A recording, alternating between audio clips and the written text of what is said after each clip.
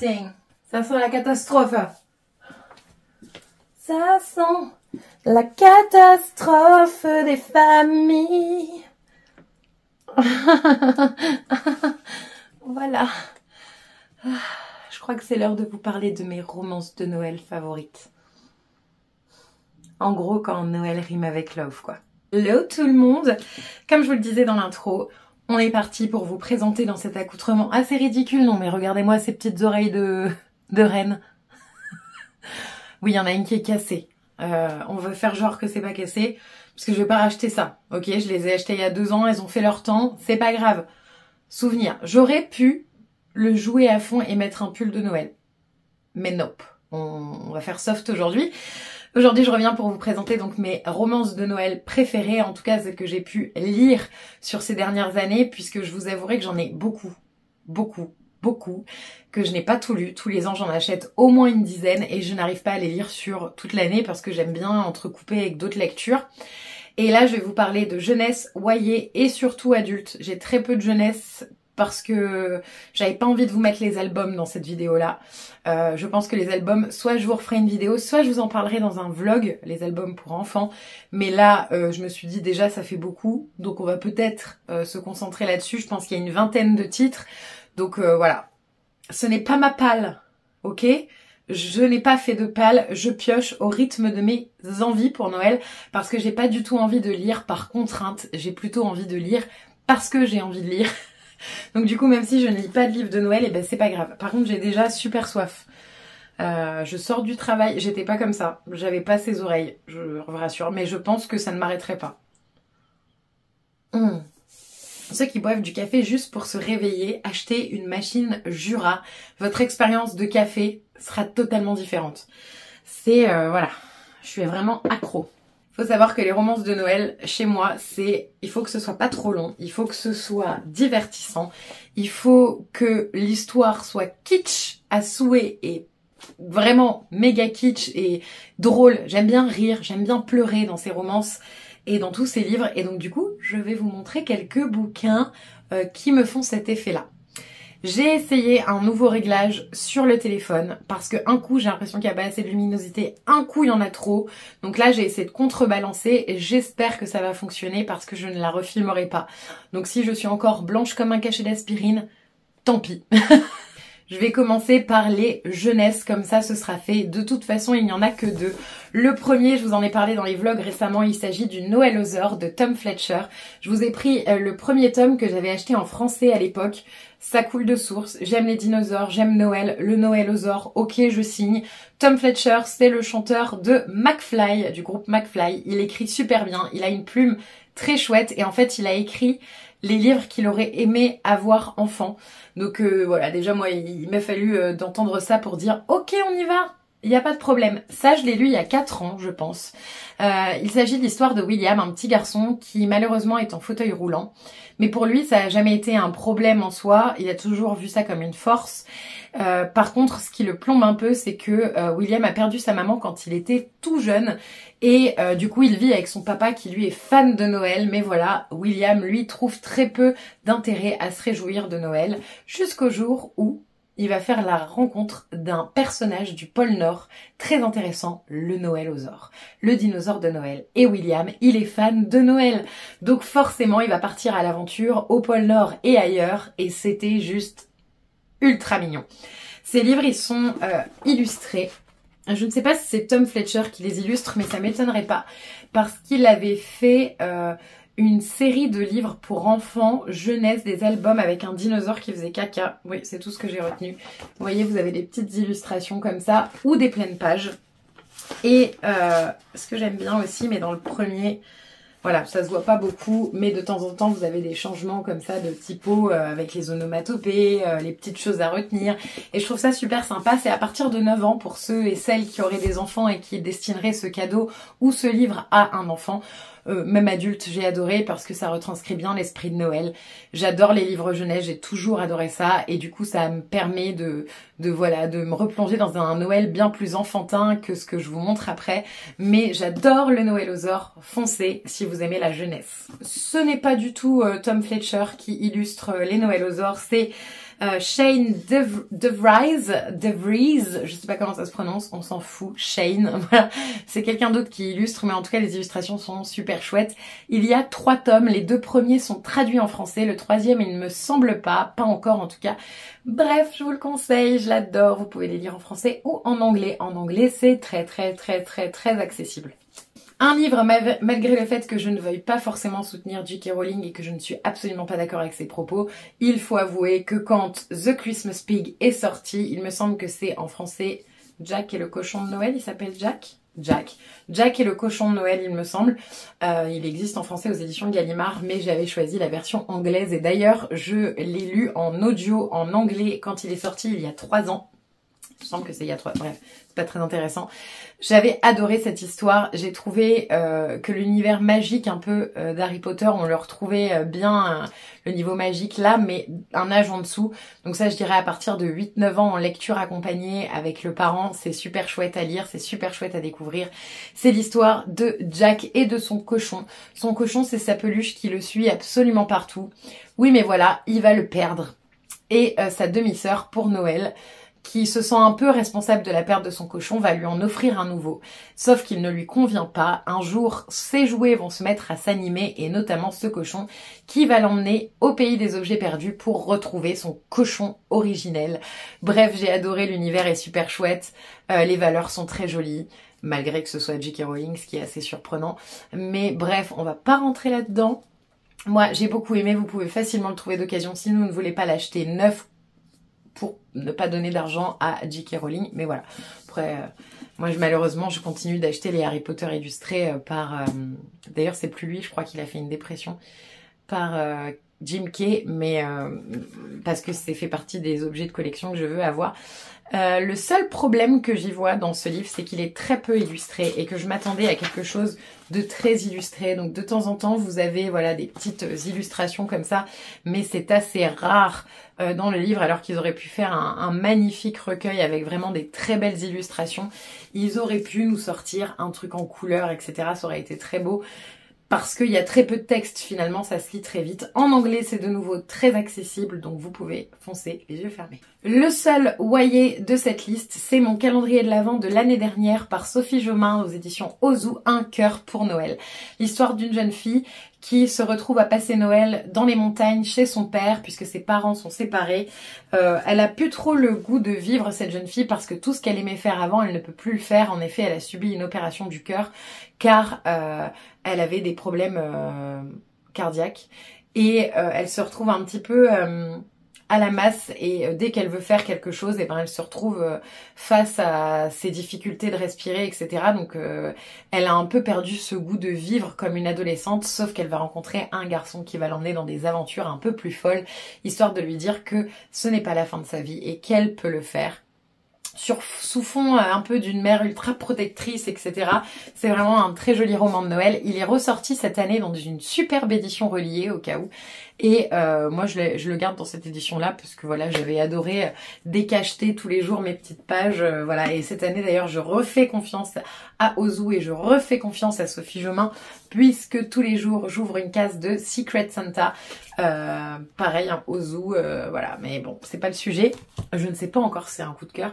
Celui-ci je l'avais beaucoup aimé et j'avais apprécié décacheter ces petites pages tous les jours. Voilà, c'était plus pour ça je pense que pour la plume de Sophie Jomain qui n'a pas rien de particulier. En tout cas dans sa version OYA, voilà, si vous avez lu Les Étoiles de Nosed, vous vous souvenez que cette plume est pas forcément ultra difficile à lire, mais justement c'est aussi ce qui en fait la beauté, c'est une plume assez légère, et voilà, j'apprécie. Si je vous montre tout ça, vous pouvez presque deviner de qui je vais parler. Même si parfois, et notamment dans une série, sa plume était assez problématique, ça j'en avais parlé avec Pauline et c'est vrai que je lui avais dit que je ne l'avais pas forcément vu à ma première lecture. Après, est-ce que c'est sur ce genre de choses que je m'attarde, notamment sur une critique de Nabila? Pas forcément, voilà, je sais que c'est pas très bien et une femme qui dénigre une femme en plus c'est quand même pas ouf, hein, qu'on se le dise. Mais en revanche c'est vrai que ces romans me font beaucoup rire, il s'agira des romans de Karen Ponte, principalement aux éditions Michel Lafon et Fleuve Édition, et il m'en manque là, c'est pas possible. Maintenant il y a tout. Non, il y en manque un. Il est là. Déjà, je tiens à vous parler de ceux de cette année assez rapidement puisque c'est pas des coups de cœur mais que j'ai quand même bien aimé. Il s'agit de Le désastreux Noël de la famille Praline en version ado chez PKJ et Un Noël mi-figue mi-praline aux éditions Fleuve dans la version adulte. C'est deux livres qui peuvent s'accompagner en lecture en famille. Vous pouvez l'offrir à votre ado et vous lire celui-là, lire les deux, faire lire les deux à votre ado. Il n'y a rien non plus de very spicy qui mériterait qu'on ne le montre pas à un ado. On est sur l'histoire de la famille Praline qui a toujours eu des gros soucis de communication et dont les deux sœurs ne s'entendent pas très bien. Ce qui fait que là, vous allez suivre les deux cousines qui, elles non plus, par la force des choses, ne s'entendent pas très bien. Elles ont toujours été assez éloignées l'une de l'autre et que le Noël précédent, ça a été la Seconde Guerre mondiale à table. Voilà, jeter d'assiettes et compagnie. Bref, voilà, elles sont très différentes les unes des autres et elles vont finalement apprendre à se connaître dans ce volume et trouver dans leurs différences une qualité familiale et une envie de faire plus connaissance et de partager ensemble à Noël. La mamie en a un petit peu marre de ses chamailleries, alors elle décide de partir. C'est ça l'intrigue de l'histoire. La mamie laisse un mot quand ces deux filles arrivent à bon port et elle leur dit « Je ne suis pas là, tant que vous ne vous serez pas réconciliés et que vous n'aurez pas parlé, je ne viendrai pas, vous n'allez pas gâcher mes fêtes de Noël. » Et voilà, c'est ce qui se passe.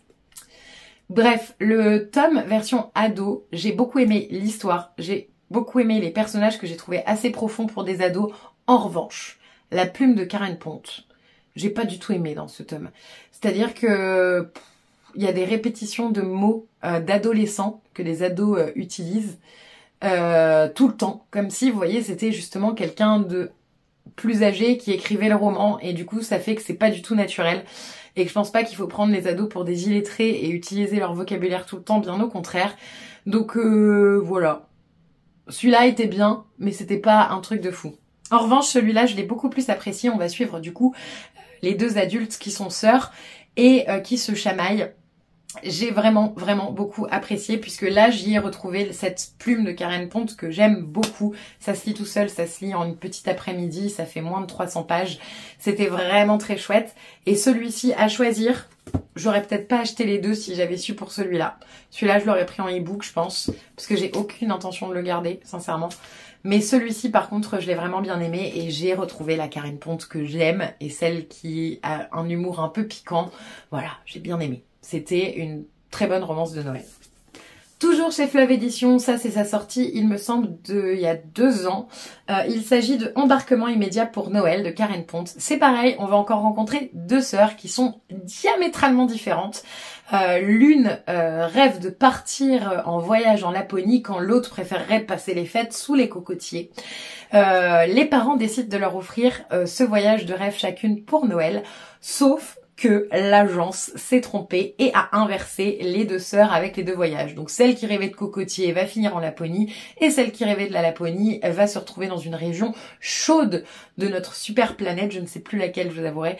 Bref, c'est à mourir de rire, c'est très drôle et ces deux sœurs vont finalement comprendre le point de vue de l'autre et vont être encore plus proches qu'avant grâce à ce voyage inversé. C'était très bien, j'aime beaucoup, c'était marrant. C'était attendrissant, c'était romantique, on adore. Il y a bien sûr cette fameuse série, spin-off, etc. en 3 volumes. Vous faites quoi pour Noël ? Vous faites quoi pour Noël ? On se marie et Noël en péril à Santa les 2 sapins. C'est une série que j'apprécie particulièrement parce qu'il y a quelques années, donc c'est il y a plus de 6 ans je pense, quand j'étais tombée sur Vous faites quoi pour Noël, ça m'avait vraiment remise dans cet esprit de Noël et où j'avais un peu une perte de... Vous savez, je venais d'emménager ici à Thonon-les-Bains. J'avais un peu cette perte d'esprit de Noël parce que je savais que j'allais pas passer Noël avec ma famille. Maintenant je me dis que c'est pour le mieux et que je préfère passer Noël juste avec Laurent depuis que j'ai connu ça. Maintenant je préfère. Mais bref, à l'époque j'avais perdu un peu cet esprit de Noël et cette joie de vivre aux fêtes de Noël et j'étais tombée sur ce livre en librairie et du coup bah ni d'une ni deux je l'avais acheté parce que déjà la couverture je la trouvais très chouette avec ce pull de Noël un peu moche et en plus de ça l'histoire m'avait beaucoup plu. L'histoire d'une jeune femme qui vient d'une famille qui adore Noël, qui fait de Noël sa religion, qui vient d'un tout petit village un peu méconnu, voilà, petit village français, un peu genre alsacien, je sais plus trop où ça se passe, ou alors c'est en Haute-Savoie, je sais plus, enfin bref, ça c'est pas le plus important, mais vous allez retrouver Pauline qui vient de faire une grosse gaffe, elle s'est plottée avec Hervé, le DRH de son entreprise, et elle qui s'imaginait des vacances pépères de Noël où elle allait rien faire d'autre que glander et regarder des romances de Noël toute la journée et boire du chocolat chaud, elle se retrouve à devoir essayer de convaincre le gardien de l'immeuble qui a la vidéosurveillance de Pauline en train de faire des cochonneries avec le DRH Hervé parce que c'est grave la honte. Donc du coup, elle va vouloir lui subtiliser cette vidéo. Oui mais voilà, ce jeune homme dont je ne sais plus comment il s'appelle, je crois qu'il s'appelle David. Je suis pas certaine. Bref, elle va se retrouver à devoir faire un marché avec David et il va devoir venir dans sa famille à elle pour les fêtes de Noël. Bref, c'était à mourir de rire. J'ai adoré. C'est pas dans sa famille à elle, je crois que c'est dans sa famille à lui, en fait. Putain, je les ai lus tellement il y a longtemps que je me souviens plus, mais je sais que je les adore. C'est l'inverse, comment j'ai pu oublier ça? David, donc le gardien de l'immeuble qui a accès à la vidéosurveillance, va lui proposer et lui dire, c'est simple, je vais trouver moyen d'effacer cette vidéosurveillance. En revanche, tu vas venir et jouer ma fausse petite amie chez mes parents qui, eux, adorent Noël et sont à 100% fans. Et tu vas m'aider. Et voilà, vous connaissez le fake dating trope. Moi, j'adore. Et du coup, voilà. Mais bref, je me suis lancée dans une histoire alors que c'était totalement l'inverse, mais c'est pas grave. Dans le tome 2, on va suivre la famille de David et notamment sa maman qui va se remarier, Hélène. Et donc c'est tous les préparatifs du mariage avec le stress que ça engendre et compagnie. Et on va retrouver bien sûr les personnages récurrents du tome 1. Et le tome 3, ça se passe à Santa, les deux sapins de nouveau. C'était vraiment mon coup de cœur de l'année dernière parce qu'il était sorti après quelques années d'absence de cette série. Donc j'avais vraiment adoré retrouver les personnages. Cette fois, c'est la fabrique de boîtes à musique à Santa, les deux sapins qui est menacée. Et la famille va tout faire pour sauver cette fabrique de boîtes à musique. Et voilà, c'était trop mignon. J'ai adoré aussi, hein, autant vous dire. Le dernier, Karen Pont, c'est un tome unique. Il s'agit de Vous reprendrez bien un peu de magie pour Noël. Il est sorti aussi il y a plusieurs années. Et là, ils sortent tous en poche. Hein. Du coup, ils sont tous en poche, ceux que je vous ai présentés, à part les sorties de cette année avec la famille Praline. Mais celui-ci, on va suivre une jeune femme, Victoria, qui a une trentaine d'années. Et elle va se retrouver, enfin c'est quelqu'un qui est très carriériste, elle n'aime pas Noël, voilà, c'est vraiment, elle a vraiment du mal avec les relations humaines en général. Et elle va se retrouver à avoir un accident, ce qui va la mener dans un coma profond. Et pendant son coma, elle va se retrouver dans le centre de réhabilitation de Noël. Et on va lui demander, avant le 26 décembre, de se faire pardonner pour quelque chose qu'elle a fait dans son passé. Et elle qui a un peu de mal avec tout ça, autant vous dire que c'est pas de la tarte. Voilà. Bref, j'avais beaucoup aimé celui-là aussi. Merci Karen Pont. Encore une fois, une série de 3 volumes qui sont disponibles en poche aux éditions Hugo Poche puisqu'ils sont sortis directement en poche. Il s'agit de la trilogie La romance presque parfaite d'une accro à Noël de Laura S. Wilde. J'adore la plume de Laura S. Wilde. C'est des romances qui sont très courtes. Donc c'est pareil, elles se lisent en une petite après-midi facilement. C'est toujours tout mignon, tout chou. Et là, on va suivre Zoé qui est passionnée de Noël. Elle en a même fait son métier puisqu'elle décore les hôtels, les centres commerciaux, etc. Elle est vraiment ultra passionnée à tel point qu'elle fait, il me semble, elle-même ses décorations de Noël. Elle les choisit avec soin et son travail commence à avoir une vraie réputation à tel point qu'elle est bookée jusque 10 années dans le futur. Et du coup, Ethan, un journaliste, va être missionné, lui qui déteste les fêtes et est très sceptique sur les valeurs de l'esprit de Noël. Il va être missionné d'écrire un article sur elle pendant le mois de décembre et de faire comme une espèce enfin il va devoir la suivre dans toute sa période des fêtes, sauf que pour une fois elle avait décidé qu'elle ne travaillerait pas à Noël et elle y rejoint sa famille comme habituellement pour les grandes vacances de Noël quoi. Très très bien. Et donc il y a 3 tomes. La romance presque parfaite d'une accro à Noël. le mariage presque parfait d'une accro à Noël et le bébé plus que parfait d'une accro à Noël. Je vous ne spoil rien en vous donnant les titres. Tout le monde sait comment se finissent ces petites romances. Tout ça pour vous dire qu'elles sont très chouettes et qu'elles m'ont fait passer un super moment. Les 2 dernières étaient sorties, me semble, l'année dernière ou l'année d'avant. Mais bref, j'ai lu tous les tomes, j'ai adoré. Il n'y en a aucun qui est moins bien que les autres.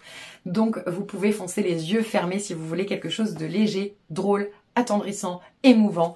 Vous avez votre choix est fait pour cette série. Dans un autre registre, je vous montre la team Rom-Com de chez Charleston. La team Rom-Com de chez Charleston, c'est une team d'auteurs françaises qui font des recueils de nouvelles. Elles s'amusent à faire des recueils de nouvelles autour de Noël. Tous les ans, il y avait un petit poche qui sortait chez Charleston. Je les ai tous dans ma bibliothèque, mais j'ai décidé de vous montrer l'intégrale parce que c'est un beau bébé. Donc c'est l'intégrale de la team Rom-Com. Petit réveillon entre amis. Vous avez notamment Isabelle Alexis, Tony Béard, Adèle Bréau, Sophie Henrionnet, Marianne Lévy et Marie Vareille. J'avouerai qu'au début, ce qui me les a fait acheter, c'était les histoires de Marie Vareille, mais ça m'a permis de découvrir beaucoup d'auteurs françaises et du coup, j'étais très contente. En plus, c'est que des meufs, c'est sympa. Voilà, c'est un joli cadeau à mettre sous le sapin pour quelqu'un qui aimerait Noël. Je trouve qu'il est très très beau. Voilà, bien juste ces bandeaux là, je peux pas. Genre des bandeaux imprimés sur des livres. Arrêtez de faire ça. Et Charleston, c'est leur petite spécialité ça. Mais bref.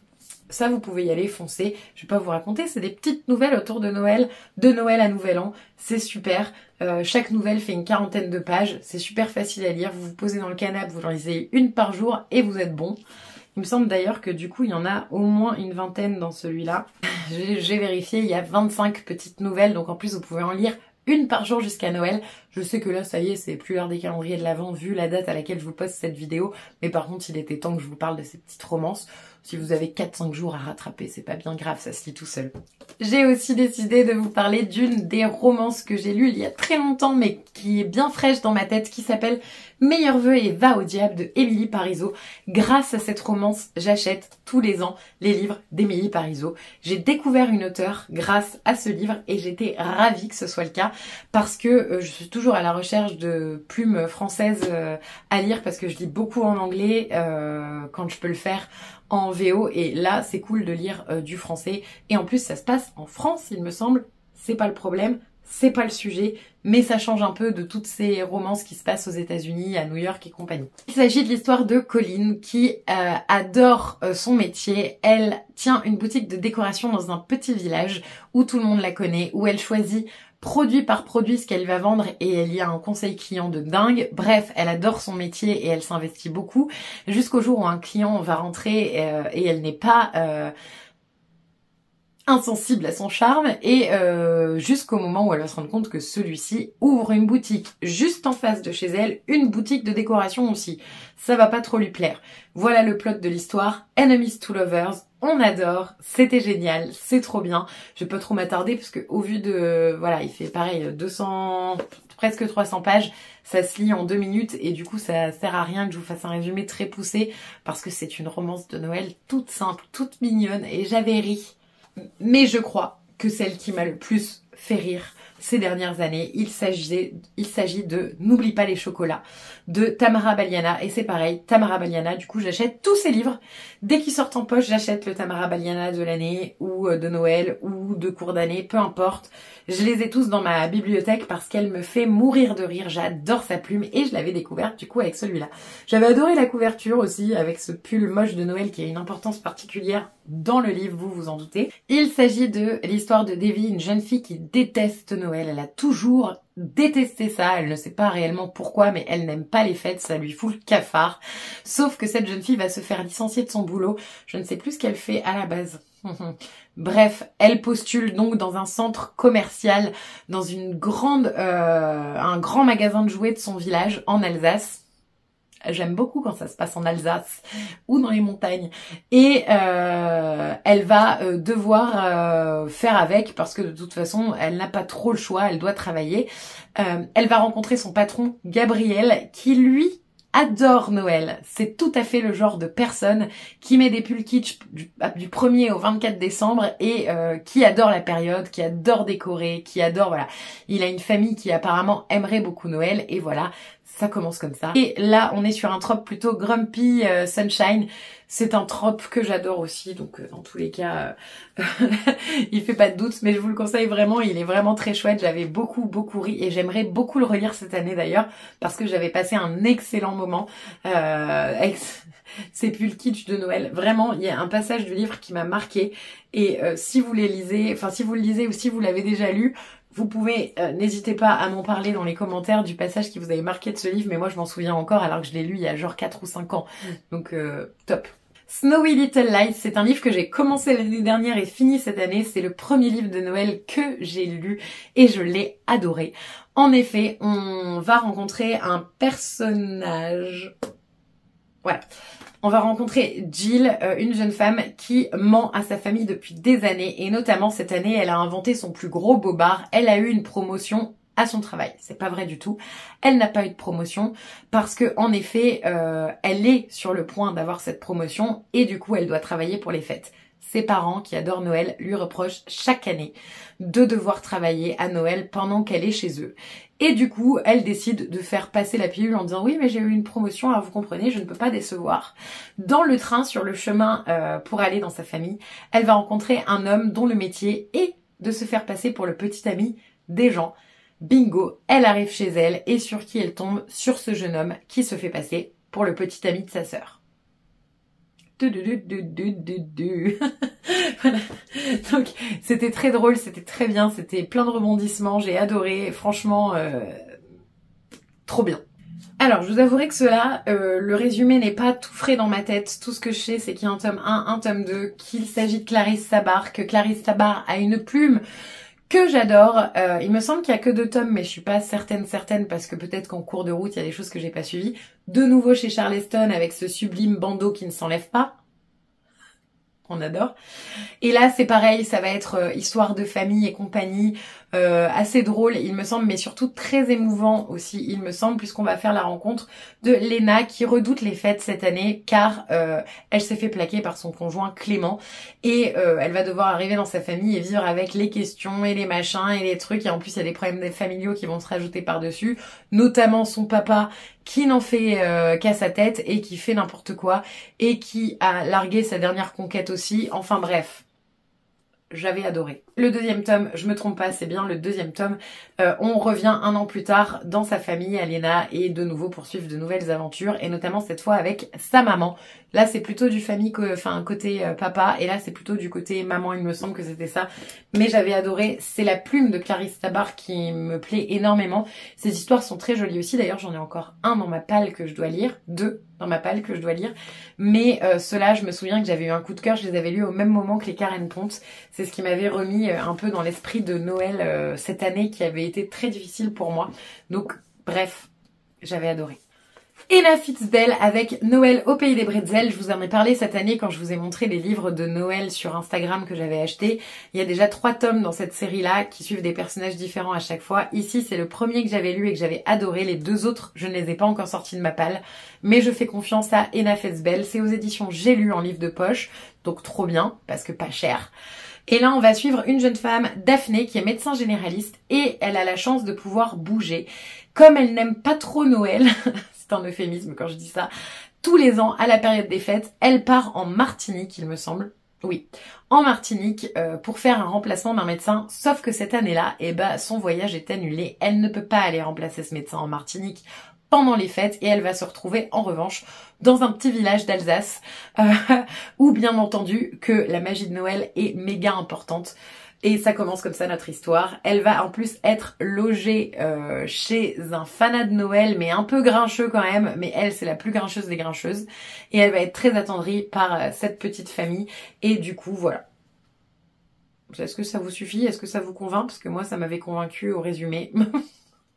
Et c'était très bien. Mais je l'ai lu il y a un moment, je vous avouerai, mais j'avais vraiment adoré. J'ai un très bon souvenir. Vous savez, il y a des livres de Noël, tu les poses et tu gardes le souvenir et tu y repenses l'année d'avant et tu te dis j'aimerais bien trouver un truc dans le même esprit.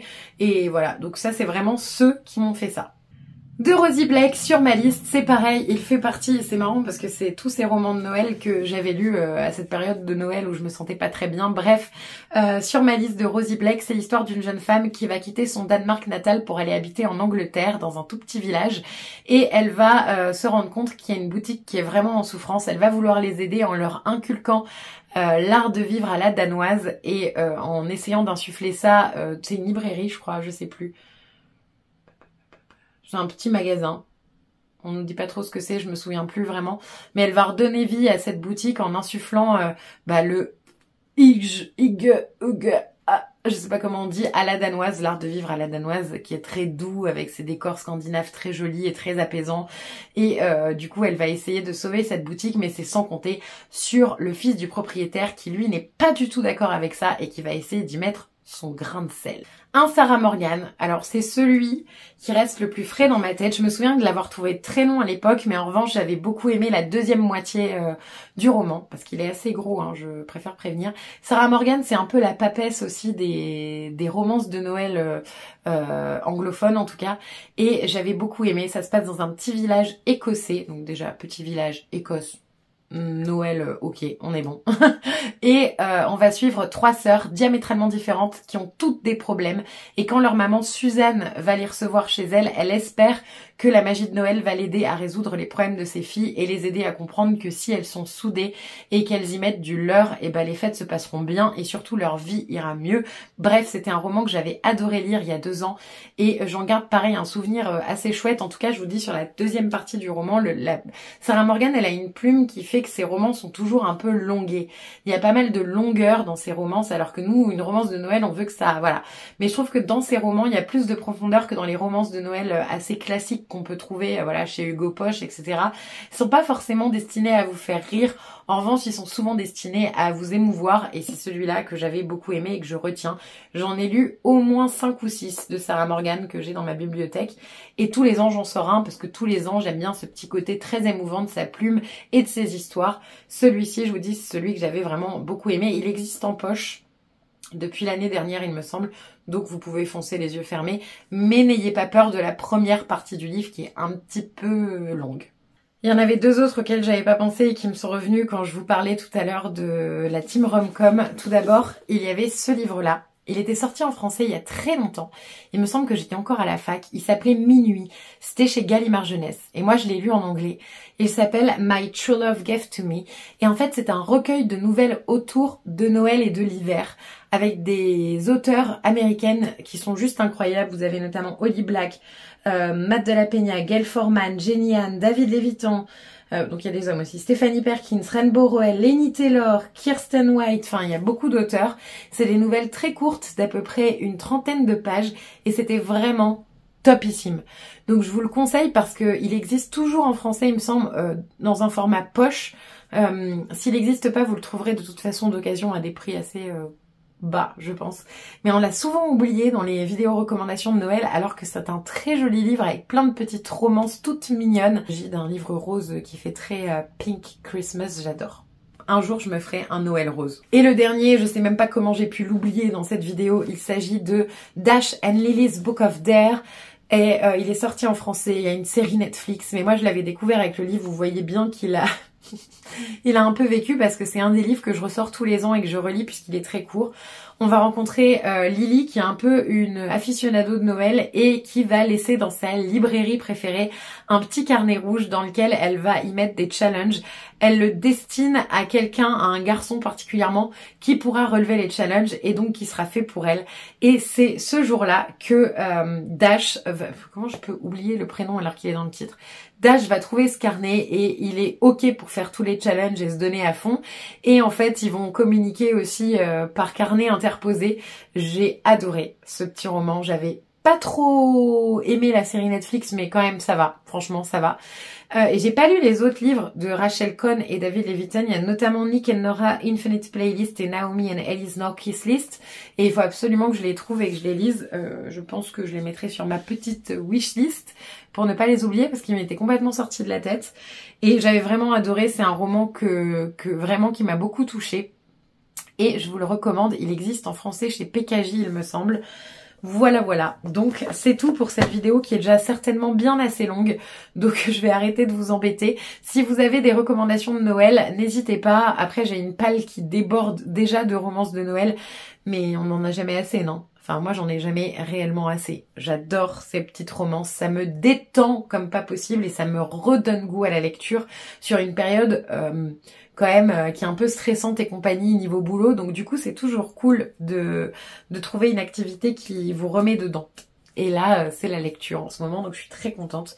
Je vais ranger tout mon petit bordel et puis je vous dis à très bientôt pour une prochaine vidéo.